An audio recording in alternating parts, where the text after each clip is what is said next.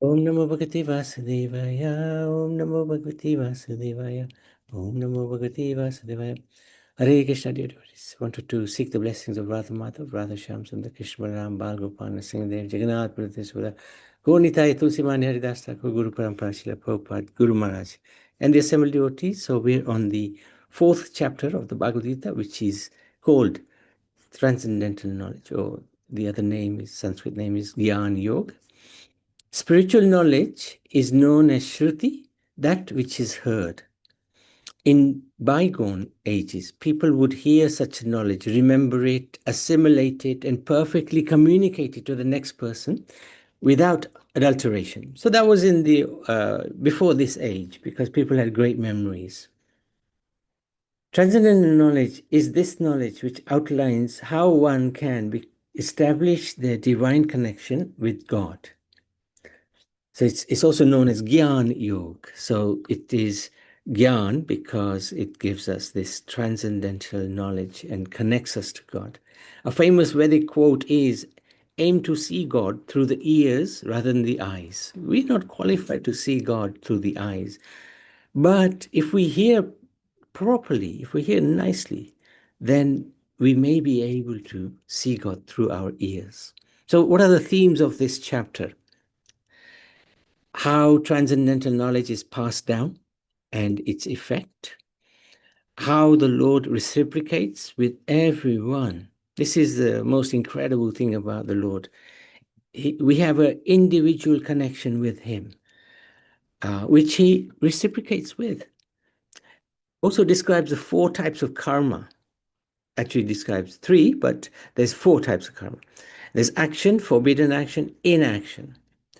Actually, there is three types. The inaction is also considered to be spiritual. Importance of knowledge and taking shelter of a guru. So these are the four subject matters that are discussed in this chapter. Who'd like to read first the verses? Any volunteers? I will read, Prabhuji. Okay, thank you. Today I'm reading in my phone, so there may be some mistakes That's okay. because it's not very clearly visible. That's okay. Thank you. Hare Krishna, Prabhuji. Hare Krishna. The personality of Godhead, Lord Shri Krishna said, I instructed this imperishable science of yoga to the sun god Vivaswan, and Vivaswan instructed it to Manu, the father of mankind, and Manu in turn instructed to Ikshvaku. Mm. The supreme science was thus received through the chain of disciple, disciple succession, and the saintly kings understood it in that way. But in course of time, the succession was broken, and therefore the science of it is appears to be lost. That very ancient science of the relationship with the Supreme is today told by me to you because you are my devotee as well as my friend and can therefore understand the transcendental mystery of this science. Arjuna said, the sun god Vivaswan is senior by birth to you. How am I how am I to understand that in the beginning you instructed this science to him? The personality of Godhead said, Many, many births, many births both you and I have passed. I can remember all of them, but you cannot, O subduer of the enemy. Although I am unborn and my transcendental body never deteriorates, and although I am the Lord of all living entities, I still appear in every millennium in my original transcendental form. Whenever and wherever there is a decline in religious practice, O descendant of Bharat, and a predominant rise of irreligion, at that time I descended myself to deliver the pious and to annihilate the miscreants, as well as to re-establish the principles of religion. I myself appear millennium after millennium. One who knows the transcendental nature of my appearance and activities does not, upon leaving the body, take the birth again in this material world, but attains my eternal abode, O Arjuna. Being freed from attachment, fear, and anger, being fully absorbed in me, and taking refuge in me, many persons in the many persons in the past became purified by knowledge of me, and thus they all attained transcendental love for me. Thank you so much, Karunashri.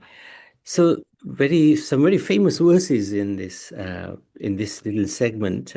Text number 7, Yada Yada Hi Dharmasya.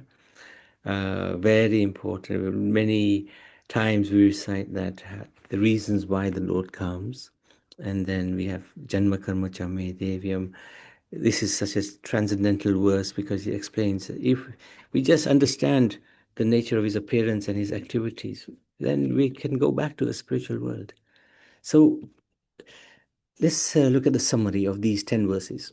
Just as every gadget comes with the instrument manual, this entire universe comes with guidelines which enlighten one about its purpose and function.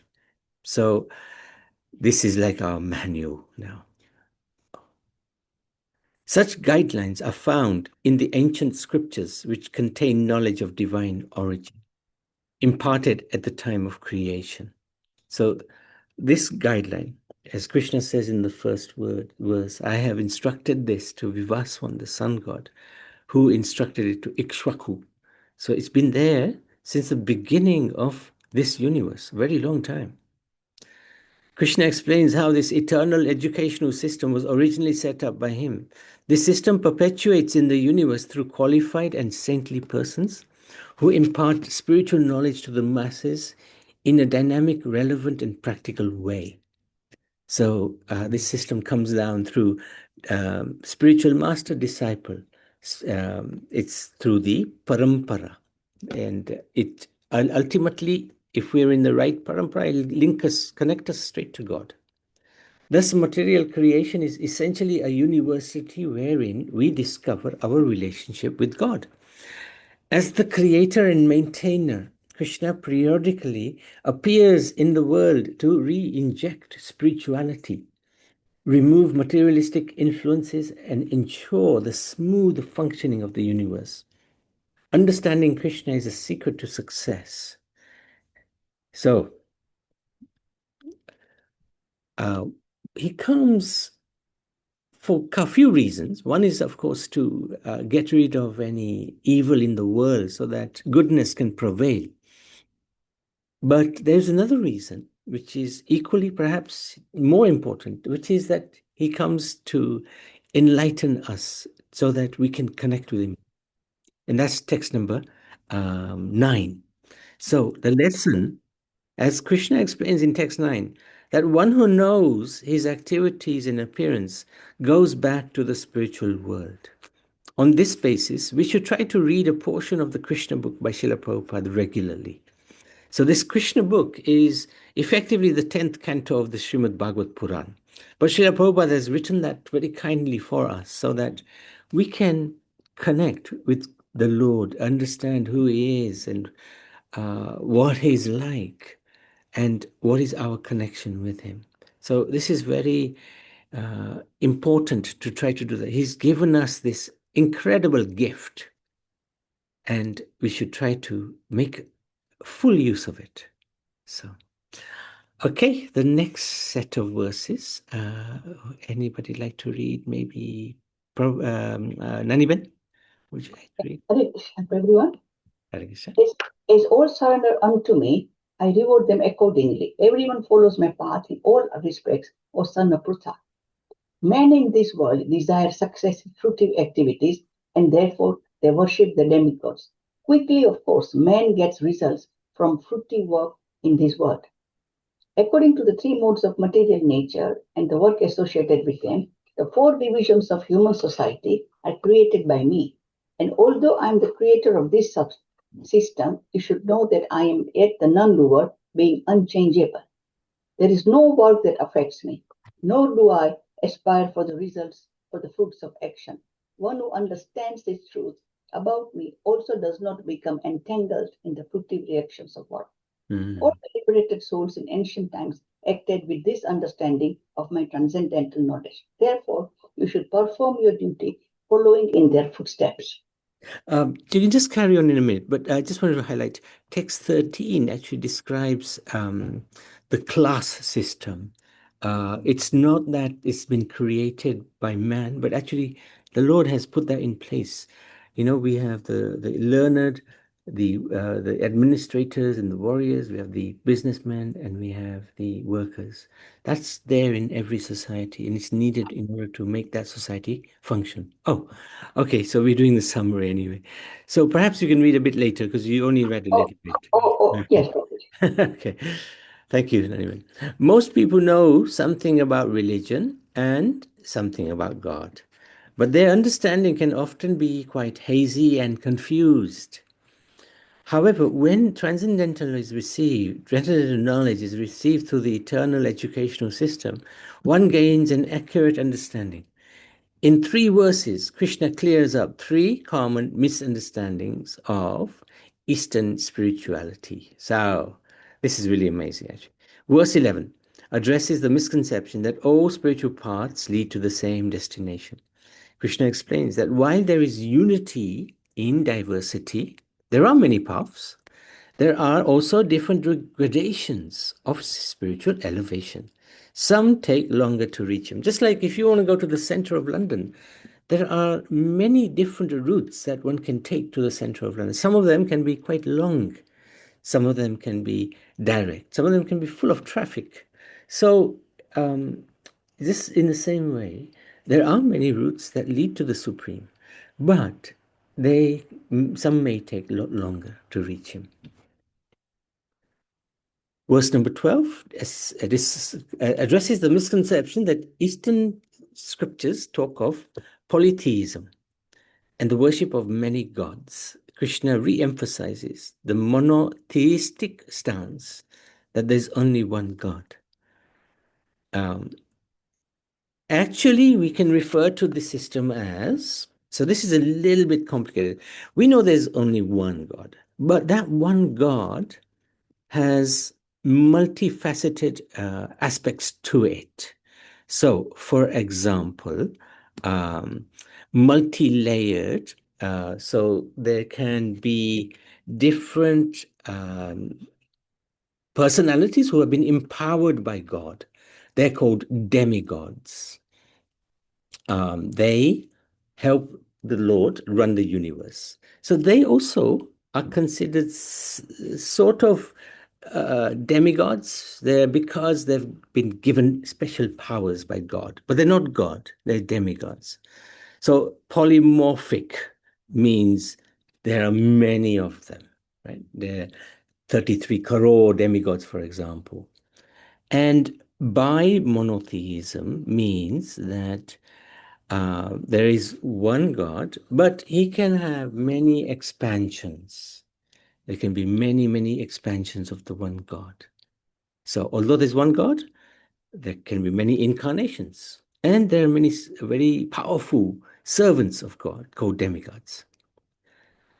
Verse number 13 assesses the concern that the caste system is unfair and exploitative. Krishna outlines the true criteria and the purpose of such classification. So he basically says it's based on guna and karma.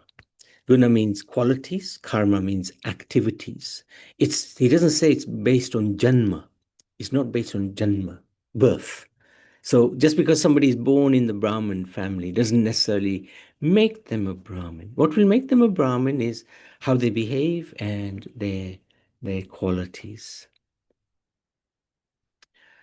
So the lesson to learn. Krishna indicates that he reciprocates according to our commitment to him. So we can take 1 step towards him and he will take 10 steps towards us. The more we connect with God, the more he connects with us. So this is an important point. He does reciprocate, but in order for him to reciprocate, we do need to take steps towards him. And he's guaranteed to take steps towards us. So, Naniben, why don't you continue?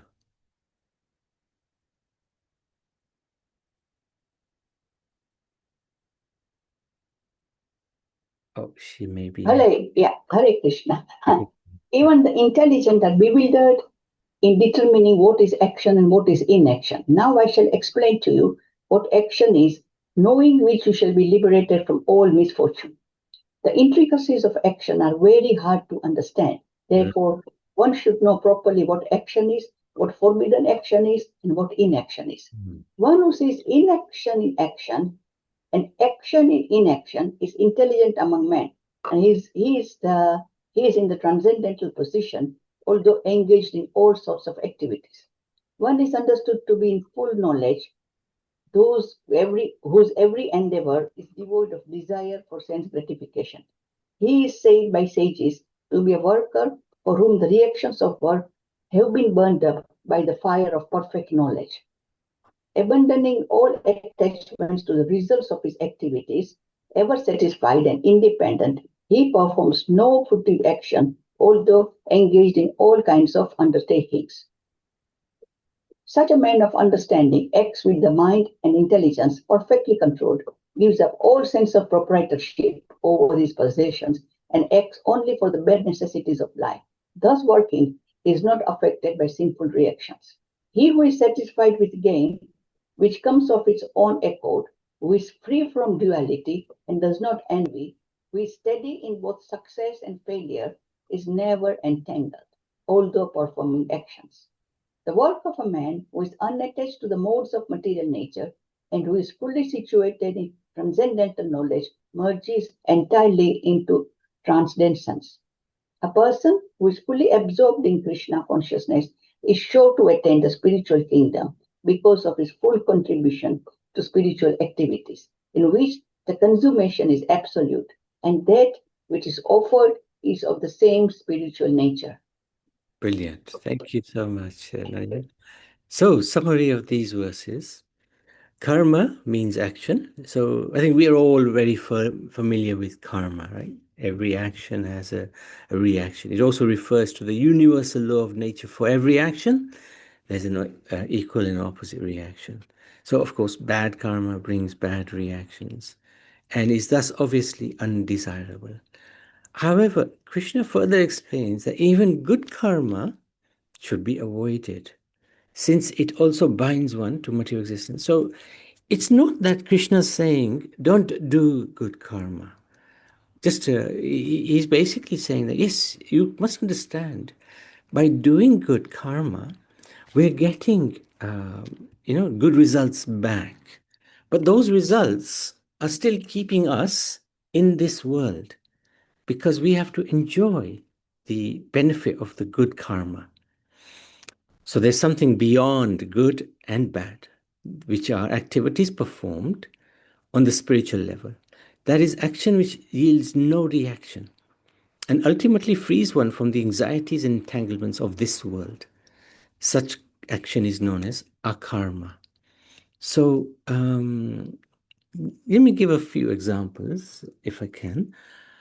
We all eat, for example, or we like to donate food to those especially who are in need. Right? And it's a very good activity, good karma, giving food to those who don't have anything to eat. But if that food is just ordinary food, that act is only good karma. It will, the best result it will give us possibly is that we may achieve some time in the heavenly planets and then we come back to earth. But instead, if that food is prasad, then that prasad is something that has been offered to God. The food which we make, we offer it to the Lord. Please, my dear Lord, please accept this food, bless this food, eat this food, so it becomes prasad. Now, if instead of giving ordinary food, we give prasad to somebody, that prasad is going to have many impacts. One, it will help purify the person who's receiving that prasad, because prasad is none different from God himself. And secondly, it will help us because we are no longer doing a ordinary good activity. We're doing a spiritual activity. So very simple act of just offering that food to God makes that activity transcendental, taking us back to the spiritual world. And in fact, everything we cook, everything we eat, we offer it to God first before eating it. And I say everything, I mean everything. So when we cook, we would put it in a plate, a thal, and then we would offer it as bhog to the Lord, and that becomes prasad. So we are only eating foodstuffs which are transcendental. So that's how we make the activity, our good activities, actually spiritual activities. Very important to try to do that.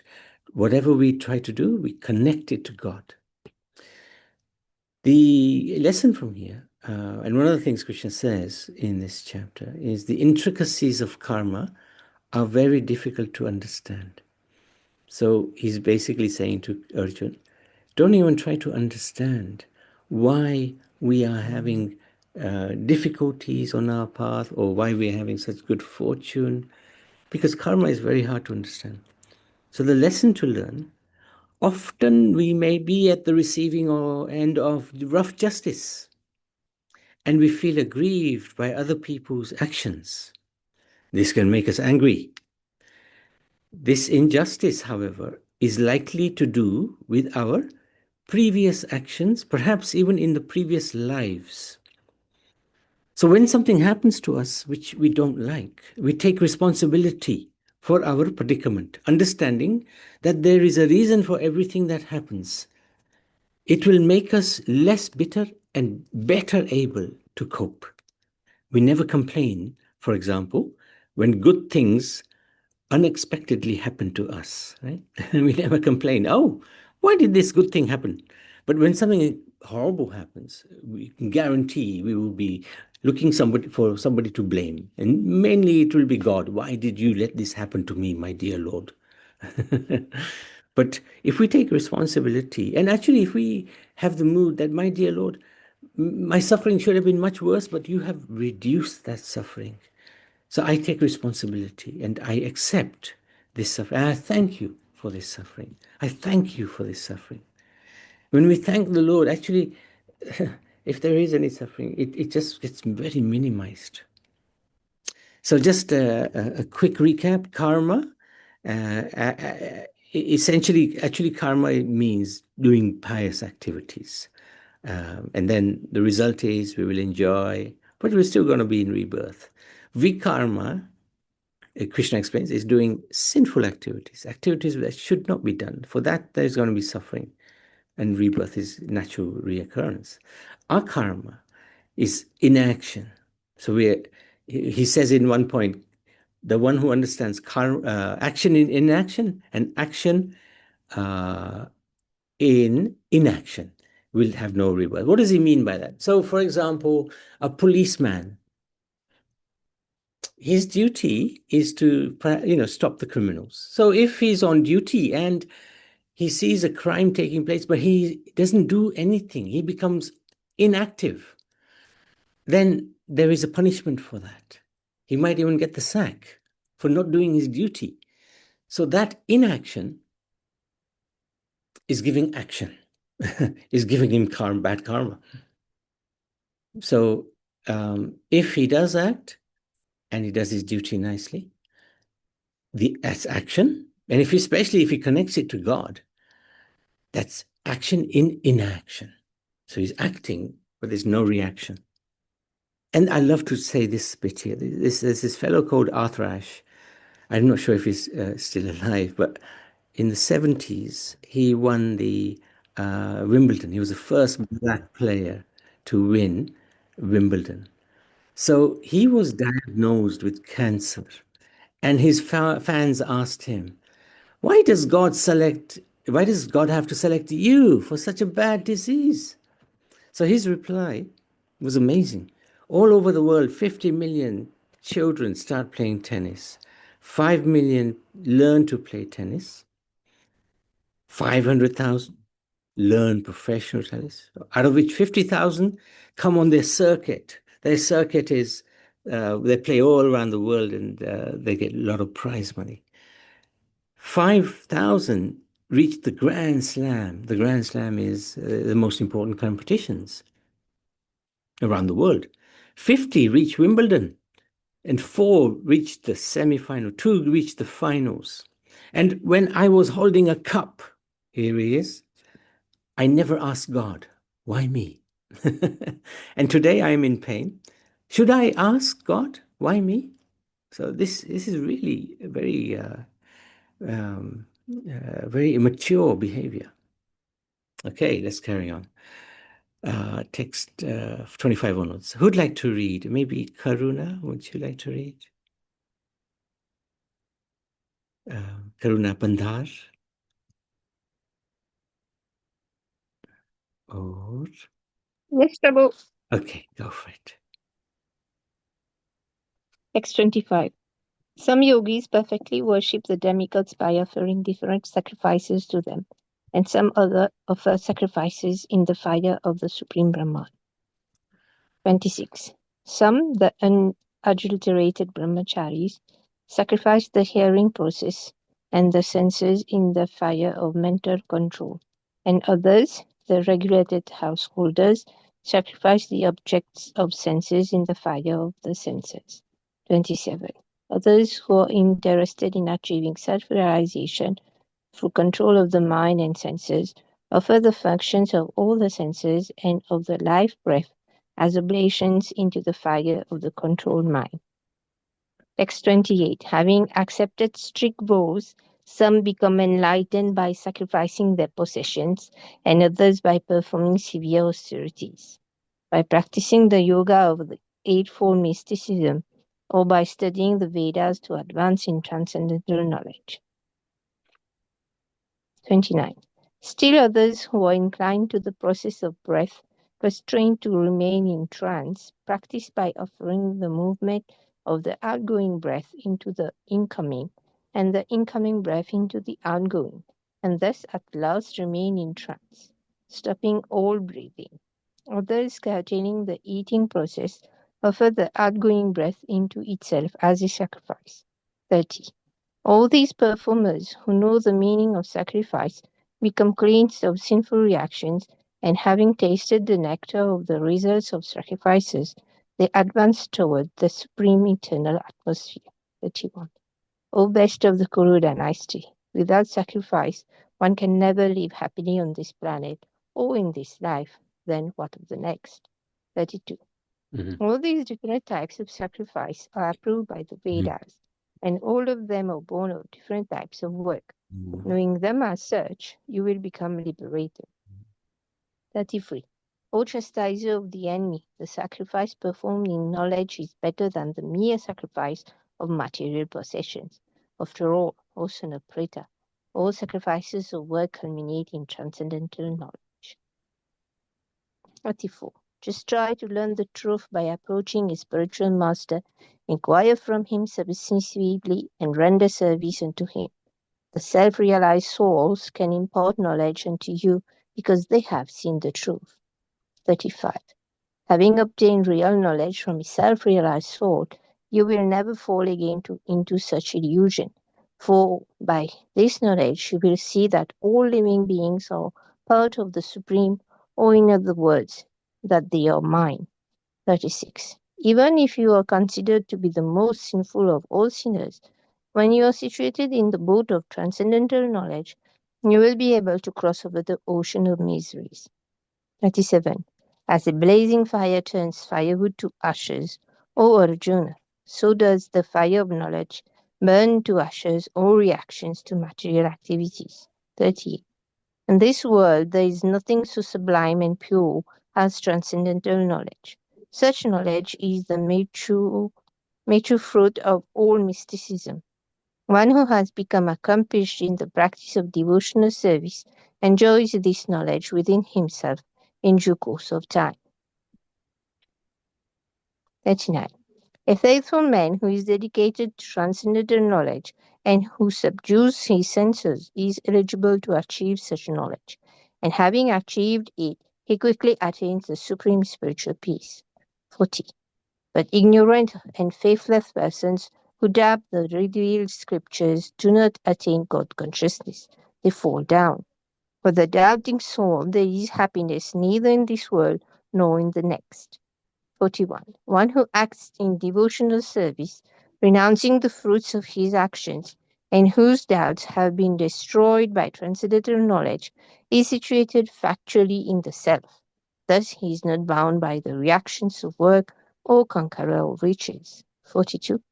Therefore the doubts which have arisen in your heart out of ignorance should be slashed by the weapon of knowledge. Armed with yoga, O Bharata, stand and fight. End of chapter 4, Jnana Yoga. Thank you so much. Beautiful reading. And I love this verse because, especially the end verse here, this ignorance that we're in should be slashed by the weapon of knowledge. And that's what the Lord is giving in the Bhagavad Gita. In order to acquire, understand, and realize transcendental knowledge, one must make a sacrifice. Right? Sacrifices help redefine or refine one's character. So one can become eligible to achieve this knowledge, and the impact of transcendental knowledge is as follows. So what does this Bhagavad Gita give to us? It makes us self-realized. Even a sinner can cross beyond this ocean if on the boat of divine knowledge. What is that saying? Even a sinner has a past, even a saint has a past, and a sinner has a future. Doubts will be slashed by the weapon of knowledge. So, lesson number 18. One of the biggest sacrifices is to relinquish one's pride by humbly submitting oneself before the bona fide guru.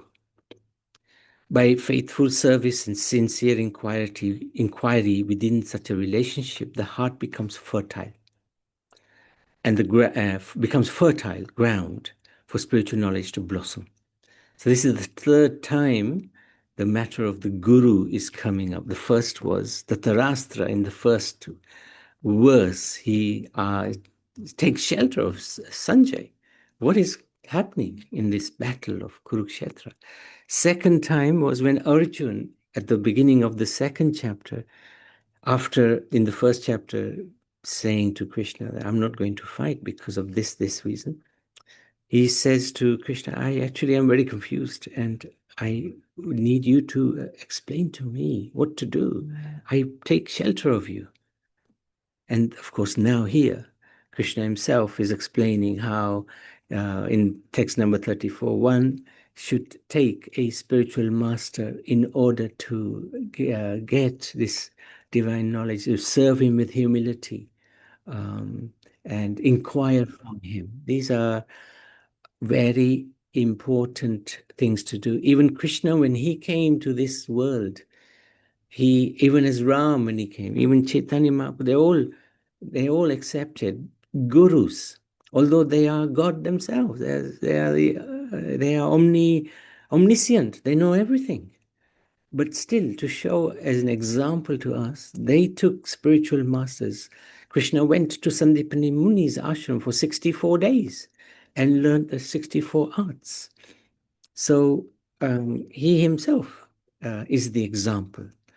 And taking a guru is very important. How do we find a proper guru, a bona fide guru, who's not going to cheat us? Because there are many spiritualists so-called spiritualists who act as gurus, but perhaps they may not be on that platform, and they may be wanting to obtain something which they're not entitled to from their disciples. So we have to be, of course, very, very careful in finding the right guru. That is very important. It may be a little challenging as well, but Krishna will know in your heart you are looking for a spiritual master, and appropriately at the right time, he will send the right person as well. In the meantime, while we're waiting, we can take shelter of the Bhagavad. We can take shelter of Srila Prabhupada. He has written these fantastic scriptures. He's translated the Bhagavad Gita as it is, which we're going through. He's also translated Srimad Bhagavad Puran, which is 18,000 verses. He's painstakingly translated every single verse and then written an explanation of what that verse means to us. So by writing such books, he is giving access to people to this divine realm. So there is no harm in taking shelter of Srila Prabhupada, definitely as Shiksha Guru, because he has written these books for us. And effectively, he has become our spiritual master. Because you can't write books like that and not have some responsibility for those who follow you. So there is responsibility also placed on Srila Prabhupada if we're following his books, his writings, and his teachings to guide us back to the spiritual world. And we take great comfort in that. So that concludes today's session. Any questions, any comments?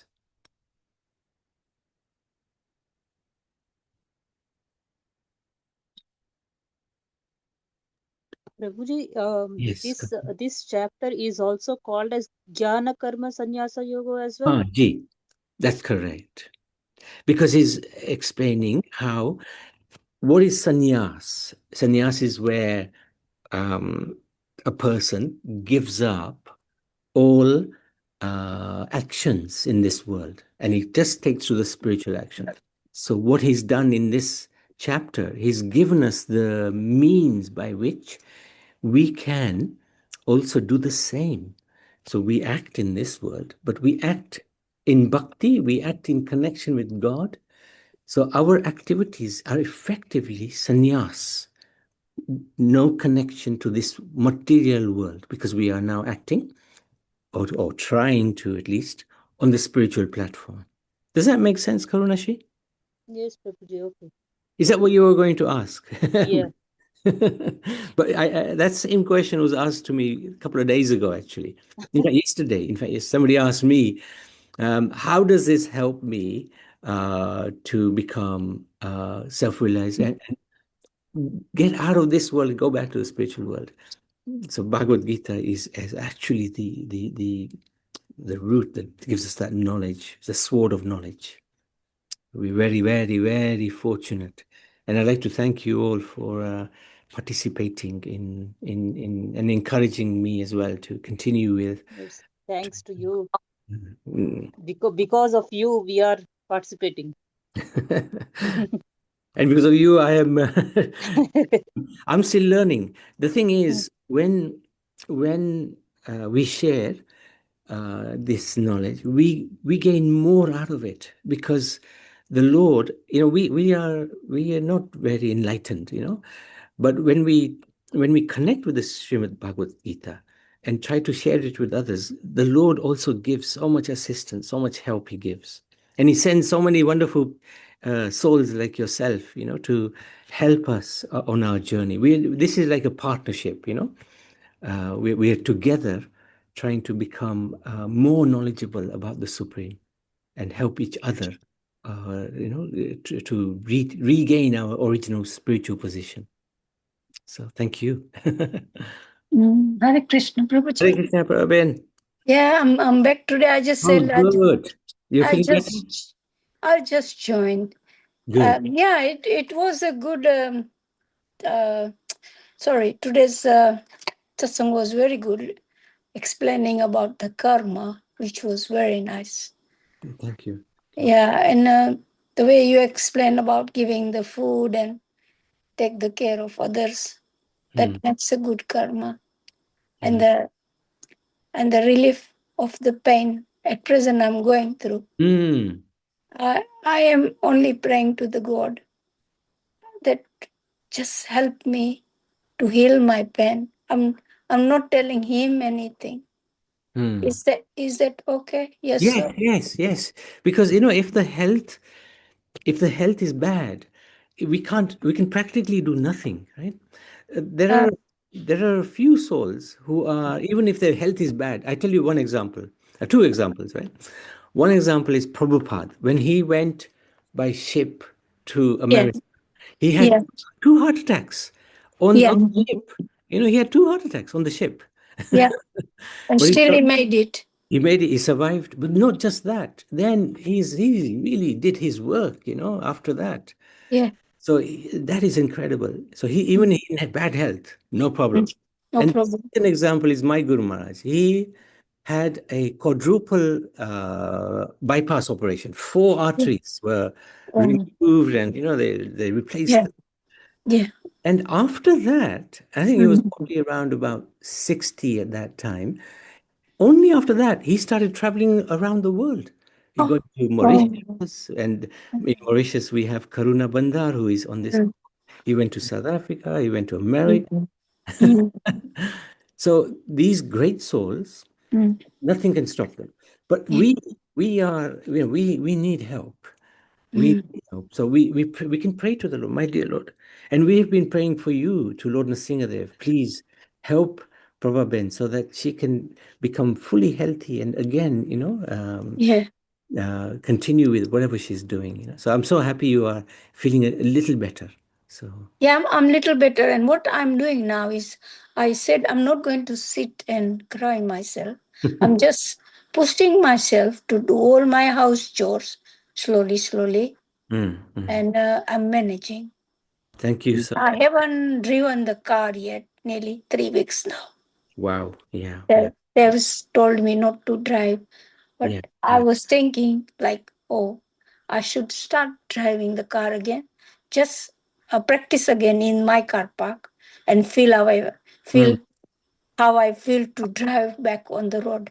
I think maybe when the body gets a little stronger, you Yeah, can do that. Let it heal first.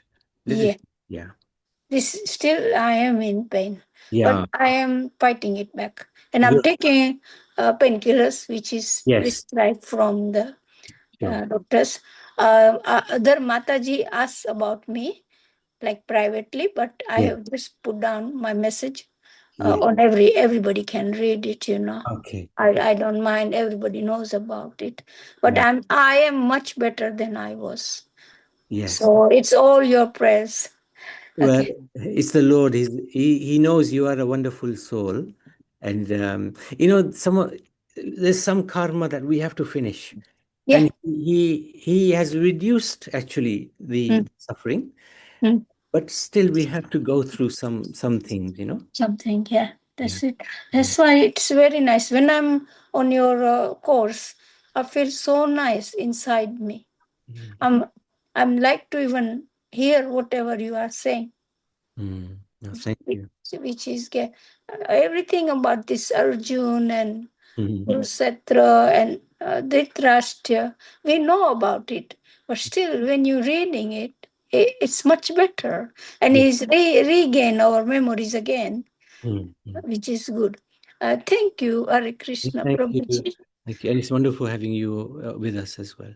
Yeah, tomorrow also I will try because I haven't got no appointments. I Okay. don't know about Thursday. Sure. Sure. So Thank you. this week there is no appointment, so I think I'll be fine. Very. Join at 4 o'clock in the evening. Thank you so much. Huh? Thank you. Okay. Thank you. Danny Ben, did you want to? Yes, Yes. what Yes. I pray is that I have to suffer my prarabdha and the karma that I have to pay what I've done in the past, but pray to the Lord to give me strength to Mm. fight off the karma's actions that I'm going through. I Yeah. don't want to Yeah. reduce it, but give the Yes. strength, give the Lord to Wonderful. give me strength to fight. Wonderful. Wonderful. Wonderful. Absolutely right mood. Whatever I'm due, my Lord, I accept. Just Yes, let me never forget you. Let me always remember you. Yes. I love it. Very good. thank you. Very good. Thank you. And also, I see you've written a nice note. Only offer sattvic food to the Lord, no onion, no garlic, and definitely no non-veg food. So absolutely right. Sattvic food. So yesterday also the program, somebody said, "Oh, exactly what you said. You know, can if we cook with onion and garlic, can we offer that to the Lord?" I said, "No, onion garlic ideally should not be offered because it is tamasic food or rajasic food. And why would you want to eat food which is tamasic or rajasic? Why not eat sattvic food? Given us, God has given us this wonderful food. So why do we want to eat non-sattvic food?" And she agreed. So hopefully from now on, they may not cook with onion and garlic. It's not a big problem. It's not sinful, but it will not help us if we are having onion and garlic, because what that food does, it just creates a little bit of disturbance, disbalance in the mind. It gives us more rajasic thoughts, more tamasic thoughts. And ideally, we want to be in a place where we are always at the sattvic level. We don't want to, have these lusty desires or, to enjoy, the senses to the fullest extent. And this is what onion garlic it can do to us. So we avoid those foods. So anything else you wanted to share on that, Ananiman? Yeah, some people I've heard, those who are, they are devotees, and they say that whatever we cook, we offer to Krishna. But I read somewhere that, or somebody on one of the lectures, that yes, you can offer whatever you want, but it's up to Krishna to accept whether he Oh, wants to take it.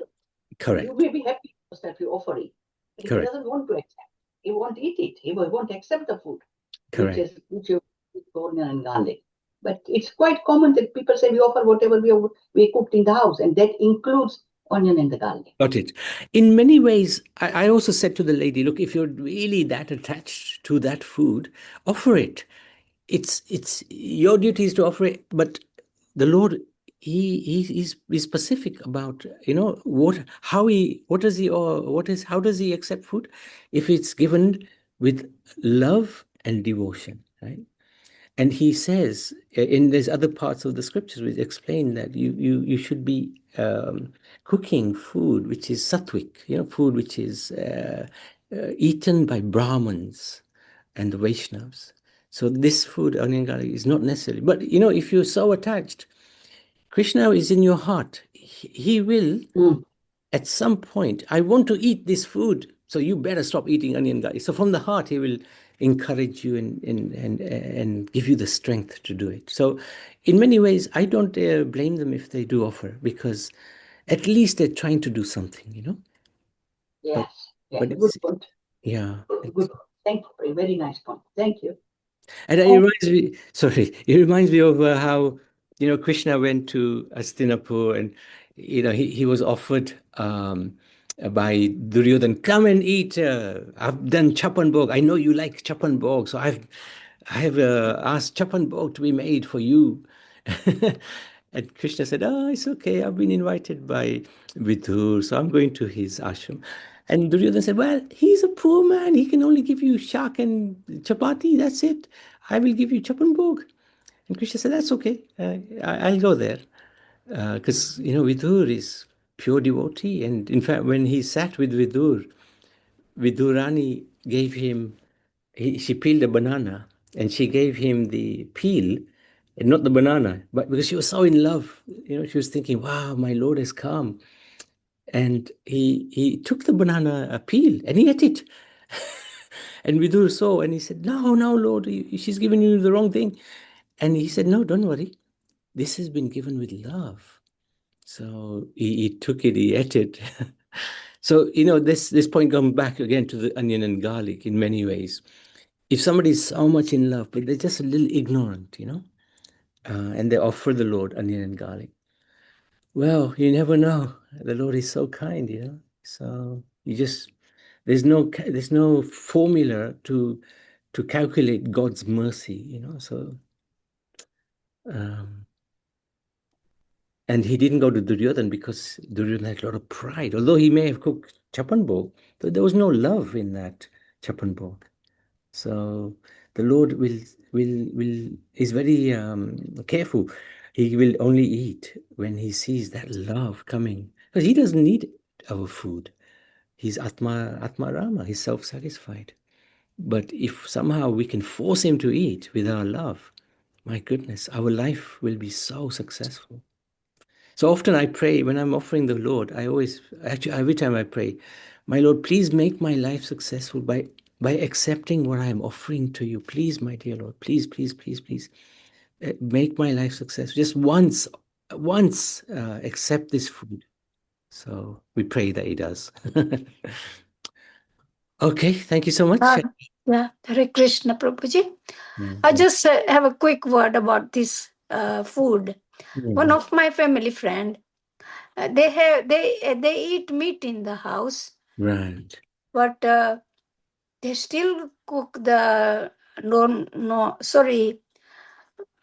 Sattvic food. yeah, the good food like without Ji, ji, ji. onion. And they And offer that. they offer that to the Mataji, and Mm. they say it's okay. We will even eat meat, and we will even even give the pork to Mataji. Mm. But Mm. I don't know, because sometimes they said if you eat meat in the house, then how can you give food to Yeah, the God? yeah. It's, You're keeping everything in the fridge together. yes, exactly. And you're cooking it in the same pans, probably. And the Yeah. thing is also, yeah, And it is, I mean, she has told like once or twice, but now I don't argue. It's not my business. I would agree with you. Like, look, my Guru Maharaj told us that, if somebody's cooking meat, then you can't really eat at their home. You can't eat what they cook, because Oh, it's not, it's not, it's not it's a horrible thing to do, to cook meat, and to eat meat, of course. So yeah. we're not even allowed to eat in a place where meat is cooked. Yeah, and even the whole family, like my friend is Mm. like woman, she is also said no. Mm.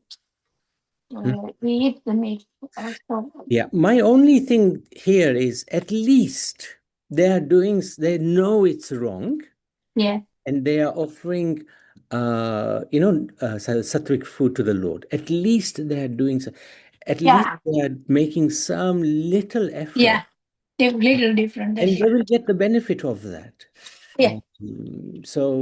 But still, of course, eating meat is really is not Mm. a thing at all. It's a horrible thing to do. Yeah. Anyway, Hare Krishna, thank you for Prabhuji. sharing that. Yes, thank you for sharing that. Thank you. Say again. Okay, thank you for sharing. Prabhuji, Was I sharing. want to ask about Oh, sacrifice. yes. We say That, we always say that we have to sacrifice whenever we can, hmm. and then while return, we don't know when it will be like for us. We will get like that. Like if we sacrifice, then in return also we get sometimes. But uh, You mean when we'll get, sacrifice? that is What do you mean by sacrifice?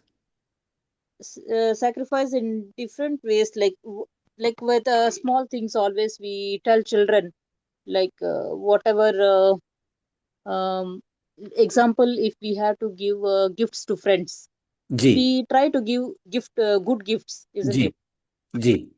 But then what children expect, that we never get good gifts, but always we are giving like that. So how to explain to children? Adults, we will try to adjust ourselves, but Yeah, with children it's really hard. hard. It's hard. Same question asked yesterday. I can't believe today's seminar is a reflection of yesterday's satsang. Somebody asked me, "Look, you are saying reduce desires. We can reduce our desires, but what about our children? We have to Yeah, fulfill their desires because they want so many things." So I said, yes, sometimes we will have to guide your children. Just like Krishna, we can ask many things from Krishna, but he will only give that which is good for us. So we will have to be quite clever and discriminatory. If my child wants this, how can I give it to him so that he still gets what he wants, but he also benefits from the gift from a spiritual aspect? This is not easy, right? I know it's not easy, but somehow we have to work out a way that it's almost like you could say a little bit of a business transaction. I will give you this gift, but in return, you could do this for us. So I give you a new phone. But what you can do is every day from that phone, you can sing one bhajan to us, or you can read a little bit of Bhagavad Gita to us. See, you're fulfilling their desire. You're giving them because you don't want to disappoint them. Yeah, they're your children. But at the same time, you have a duty for them to advance in spiritual life. So you can make a little bit of a transaction. And of course, every child is different, every gift is different. How you particularly do something, it depends on the circumstances. But somehow we have to put some thought into it. The onus is on us, Karunashri. We should be smarter than them. We can try. Because nowadays children are way more smarter. Yeah, see, there's so much they have peer pressure, they have Yeah. social media pressure. There's so many things that are guiding their principles now, not the mother Yeah. and father anymore. So it's difficult. It is undoubtedly difficult, and Yes. somehow we have to find that middle road. We fulfill their desire because we Yeah. don't want them upset. Sometimes it's good to be cruel to be kind as well, but you know that's quite a tough decision as well. Um, because if you deny them something, they might do it behind your back. Yeah. Uh, and then there may be more issues to deal with. Mm. Mm. So if somehow we could do it in a controlled fashion, it's good if possible. Thank you, Thank Karan. you, Prabhuji. Thank you for the interaction today. Really good. Shrimad Bhagavat Gita की जय, श्री कृष्ण चंद्र भगवान की जय।